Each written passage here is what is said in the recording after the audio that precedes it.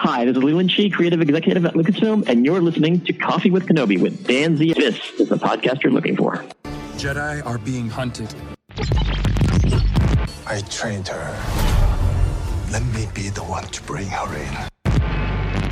And the Acolyte, Leslye, takes you on an adventure that lets you inside what she loves about Star Wars.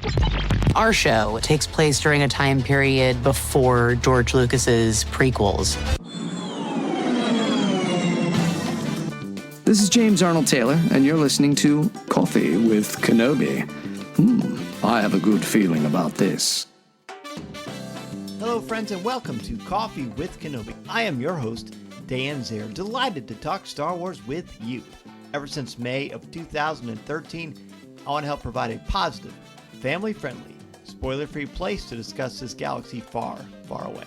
Imagine walking into your favorite coffee shop and hearing a discussion of Star Wars films, Disney Plus live action, animation, books, comics, collectibles, or Star Wars experiences at the Disney theme parks. I want to share that experience here on this podcast. Weekly interactive live video every Tuesday night, my website, special events, email newsletter, and more. Find out more and join our Star Wars community at coffeewithkenobi.com. Don't forget to sign up for our Coffee with Kenobi and Mouse Fan Travel Cruise on the Disney Wish June 16th to the 20th, 2025. Check out the official travel partner of Coffee with Kenobi, MEI and Mouse Fan Travel at coffeewithkenobi.com/mousefantravel. On today's show, The Acolyte executive producer Leslye Headland joins me and members of the Star Wars fan community as we discuss and break down all about the exciting new series from Disney Plus and Lucasfilm, The Acolyte, set 100 years before the events of Star Wars Episode 1, The Phantom Menace. So pull up a chair, grab your favorite coffee mug, and let's have some coffee with Kenobi.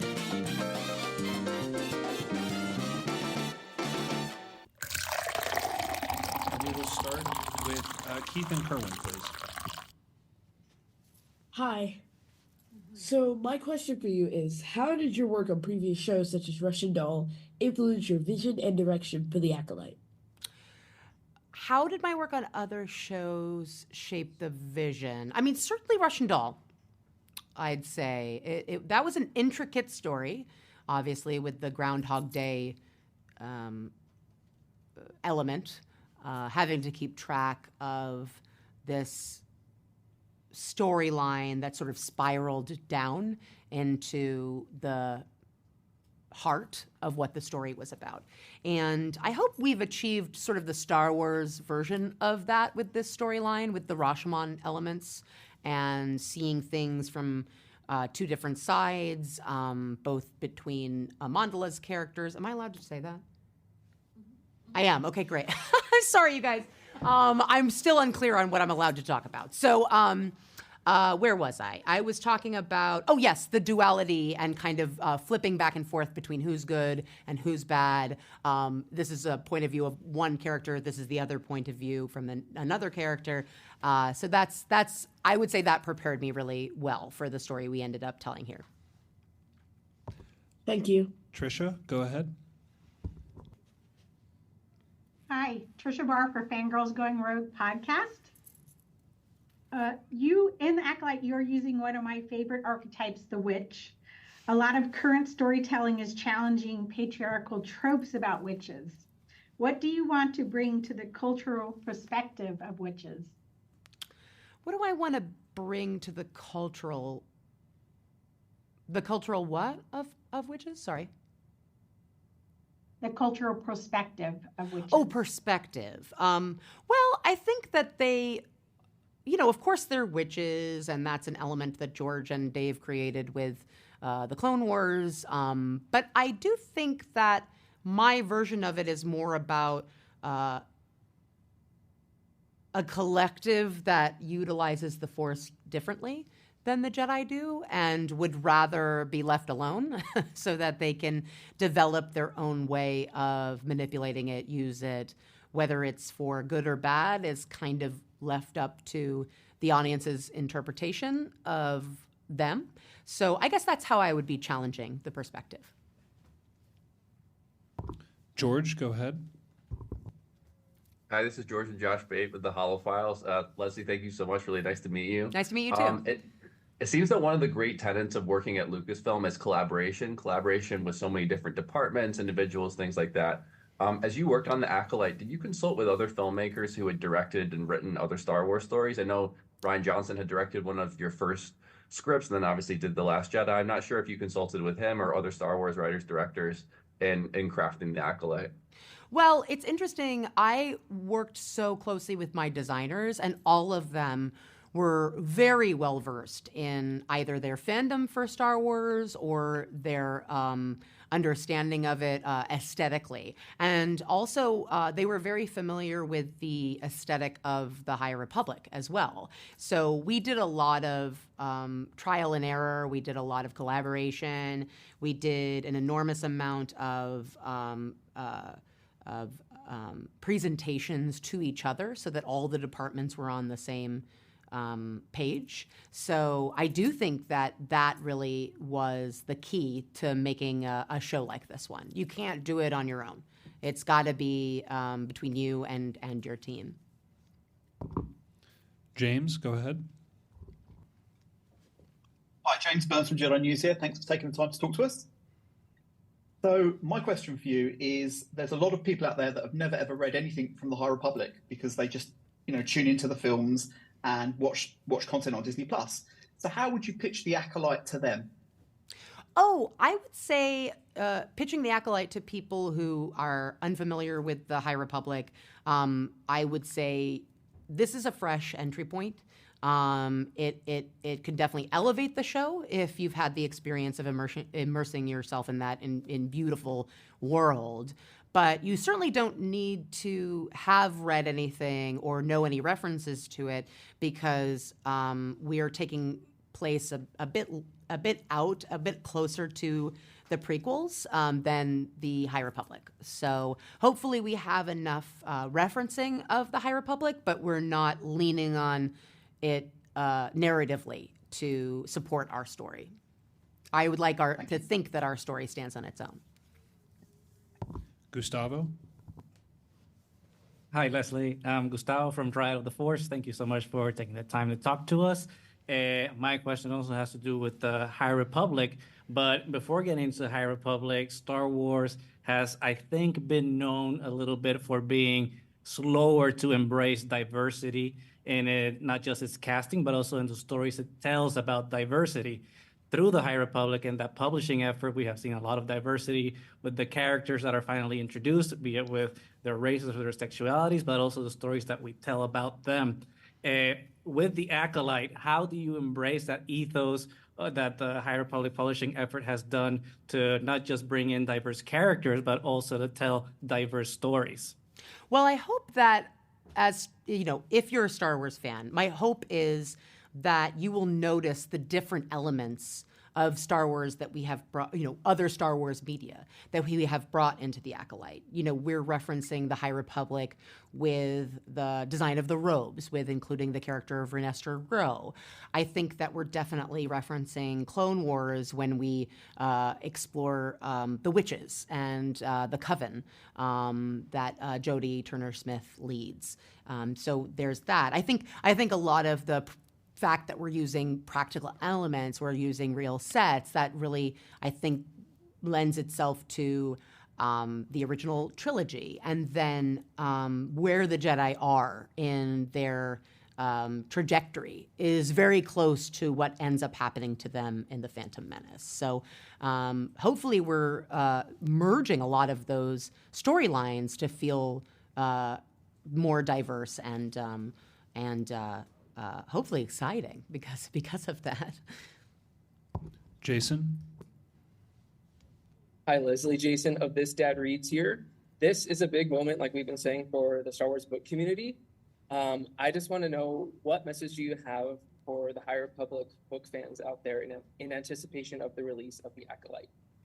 Oh, I want to say I love you.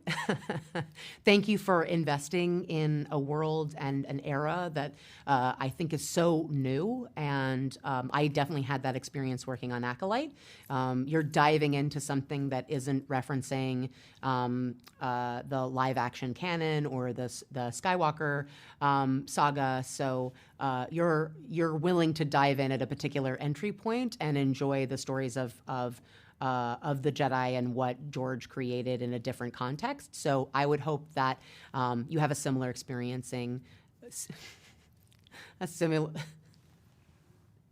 similar experience watching The Acolyte.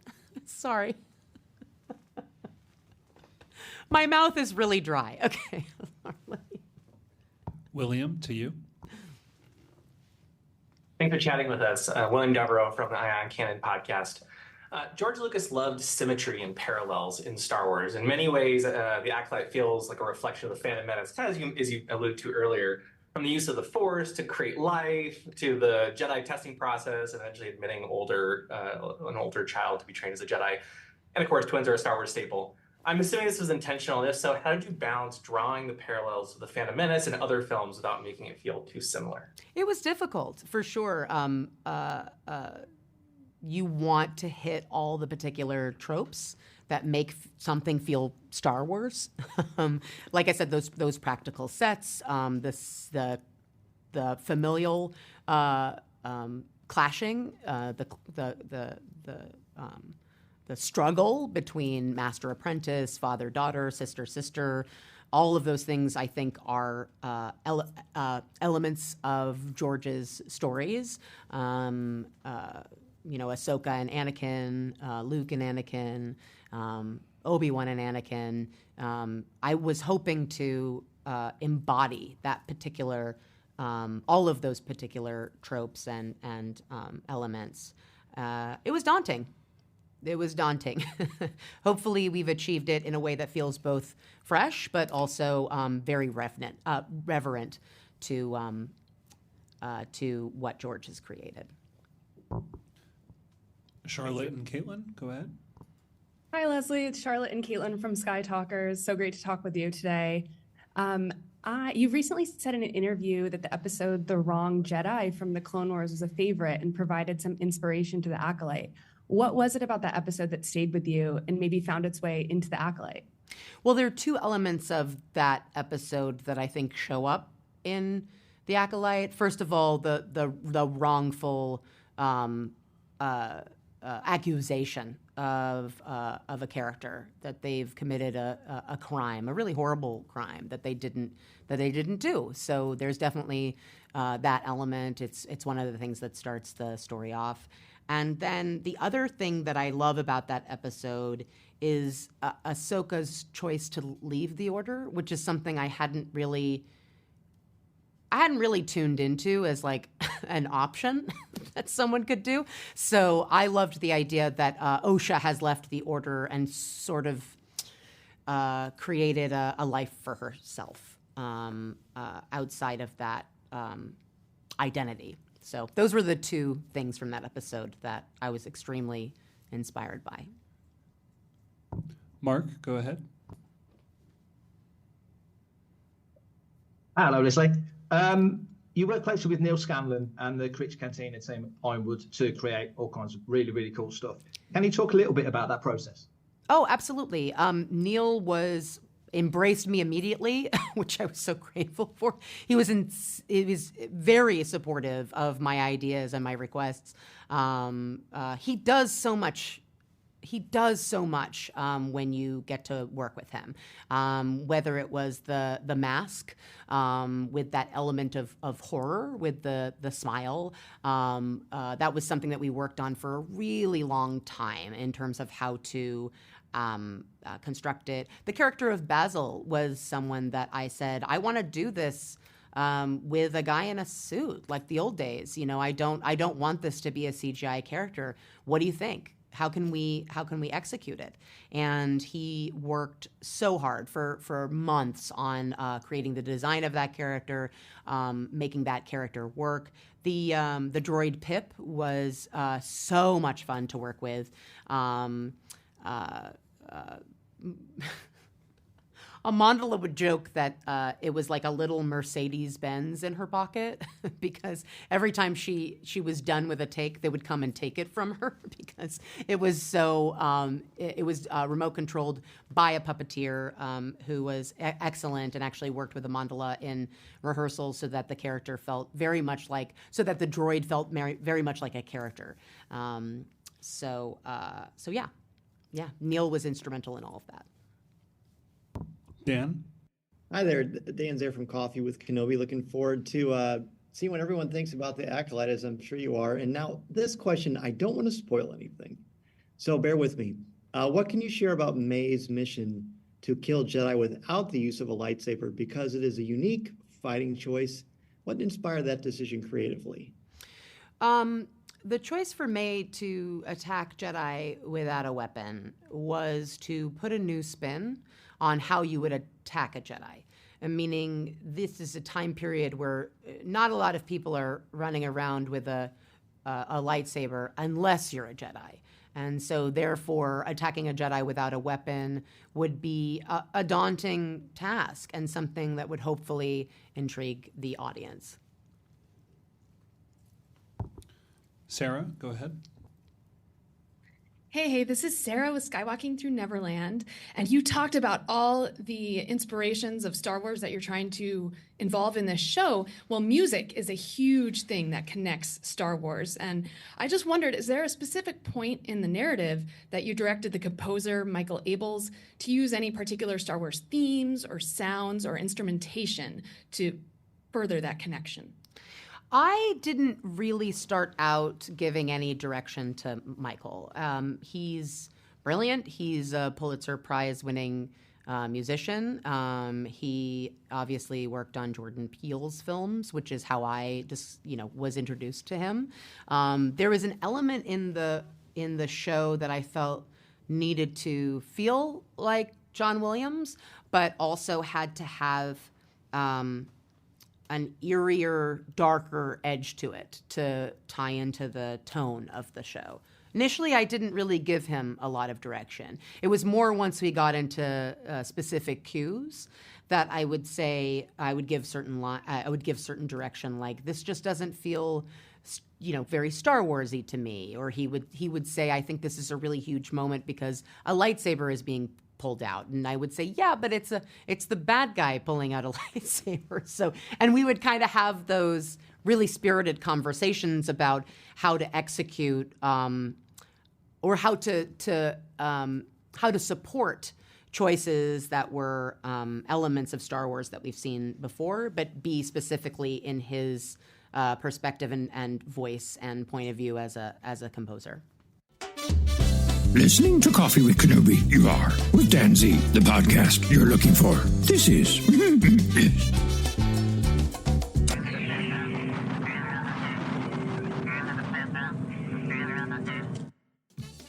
A huge thank you to Disney and Lucasfilm for allowing me to be a part of the Star Wars fan community roundtable, and a huge thank you to Leslye Headland for talking with all of us to share some of her insights into the Acolyte. Naturally, there is not a lot we can share just yet, because we don't want to spoil anything. And I am really excited to hear what everyone thinks about the Acolyte. I have seen the first 4 episodes, and you can check out my review on coffeewithkenobi.com, and we will certainly be breaking each episode down every week on Coffee with Kenobi. The website is coffeewithkenobi.com for Star Wars news, announcements, reviews, videos, and so much more. Don't forget to sign up for the Coffee with Kenobi and Mouse Fan Travel Cruise on the Disney Wish, June 16th to the 20th, 2025. Go to coffeewithkenobi.com/DisneyWish for a no-cost, no-obligation quote. And if you're interested, get your name and deposit down so you can join us as cabins continue to sell out. CWK Live is Monday nights at 7 o'clock p.m. Central Standard Time at coffeewithkenobi.com/live. You can go to our Facebook group, coffeewithkenobi.com/community, where you can become a member of the CWK Cafe. It's a wonderful place to go for Star Wars thoughts, comments, reviews, and opinions, and a family-friendly, spoiler and drama-free place. A massive, massive thank you and a huge sign of appreciation from me to members of the CWK Alliance. This show, this podcast, this website, everything I do for the show is possible because of the members of the CWK Alliance. Thanks to you, this podcast, CWK Live, event coverage, and so much more comes to life. Find out how you can help the show for as little as $1 a month by joining the CWK Alliance, and you will receive access to CWK Pour-Over, an exclusive weekly audio and video podcast not heard anywhere else. Go to coffeewithkenobi.com/CWK Alliance to find out more and to see all of the wonderful videos and audio exclusives there for members of the Alliance. Plus 10% of your monthly contributions go directly to the St. Jude Children's Hospital. Have a question, comment, or just want to say hello? Email me, danz@coffeewithkenobi.com. You can connect with me on social media and on social media for Coffee with Kenobi, X, Instagram, Threads, Pinterest, and TikTok. Give the show a like on Facebook at facebook.com/coffeewithkenobi or subscribe to Coffee with Kenobi's YouTube channel. You can find over 700 videos, past live shows and events, and this podcast. Please take a couple of minutes to rate and review the show on Apple Podcasts and Spotify. If you like a shirt, laptop sticker, hoodie, or more, go to coffeewithkenobi.com/shop for the Coffee with Kenobi logo designed by the one and only Corey Clubb. And finally, if you need a speaker for an upcoming event, you can book me to come to your school, conference, business, or organization. Thank you so much, as always, for joining me for a virtual cup of coffee. Happy to bring a bonus show to you this week, and I appreciate your time while you are spending it on your commutes, working out, studying for that test, whatever the case may be. It's so nice of you to take time out of your day to talk Star Wars with me. I really appreciate your time. I look forward to the next opportunity to talk Star Wars with you. I'm Dan Zehr, reminding you that this is the podcast you're looking for. This podcast is not endorsed by the Walt Disney Company or Lucasfilm Limited. It is intended for entertainment and informational purposes only. The official Star Wars website can be found at www.starwars.com. Star Wars, all names, sounds, and any other Star Wars-related items are registered trademarks and/or copyrights of Disney and their respective trademark and copyright holders. All original content of this podcast is the intellectual property of Coffee with Kenobi unless otherwise indicated. This is the podcast you're looking for. There's no one here.